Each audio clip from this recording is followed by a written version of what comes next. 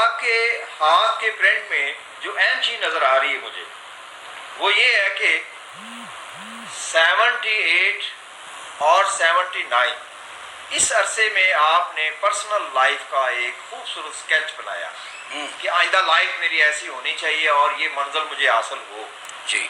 مگر 80 میں یعنی 1980 میں آ کے جو ہے فکر اور اندیشہ پیدا ہوا کہ جو اسکیچ میں نے بنایا ہے یہ بہت بڑا ہے, اس کے لیے مجھے بہت بڑی شخصیت کا مالک ہونا چاہیے.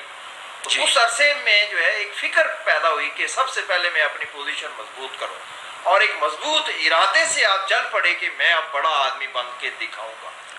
ہاں بالکل, یہ ایک اہم چیز مجھے آپ کے ہاتھ, یہ بالکل آپ صحیح کہہ رہے ہیں کہ میرے پروگرام میں تھا کہ میں نے کامیابی حاصل کرنی ہے اور پاکستان لیول پہ کرنی ہے اور بلکہ پوری دنیا کو بھی پسند آنا ہے. تو اس کے لیے میں نے یقین کرے کہ اپنی اردو ٹھیک کرنے کے لیے میں ایک فیملی میں چلا جاتا کیونکہ گھر میں تو اردو نہیں بولا جاتی تھی, لہذا میں کسی فیملی میں جا کے سارا دن رہتا تھا جو اردو اسپیکنگ ہوا کرتی تھی تاکہ میری اردو صحیح رہے اور میں بعد میں ایک فنکار کے طور پہ اچھی اردو بول سکوں. تو یہ پروگرامنگ تھی, اس میں کوئی شک نہیں.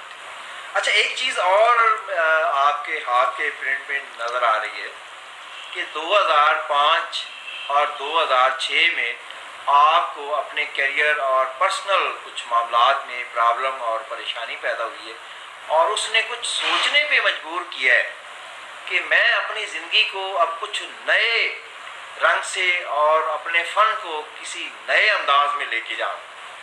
بالکل یہ کچھ تبدیلی نظر آ رہی ہے جس کے اوپر آپ میرا علم بتا رہے ہیں کہ چلے ہوئے. نہیں بالکل, آپ کا بالکل اندازہ بالکل ٹھیک ٹھاک ہے کیونکہ دیکھیں ڈرامے تو کرتے رہتے, لوگوں کو ہنسنا ہنسانا, آتے ہی سمجھیں کہ اسٹیج ہی ملا تو اسٹیج میں کام بھی ملا تو بڑی خوشی فنکار تو فنکار ہوتا ہے, اس کا کام ہوتا ہے کہ وہاں سے چیز اٹھائی اور آگے لوگوں کے سامنے پیش کر دی.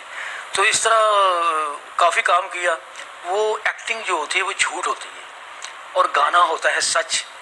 تو اب میں گانے کی طرف آ رہا ہوں.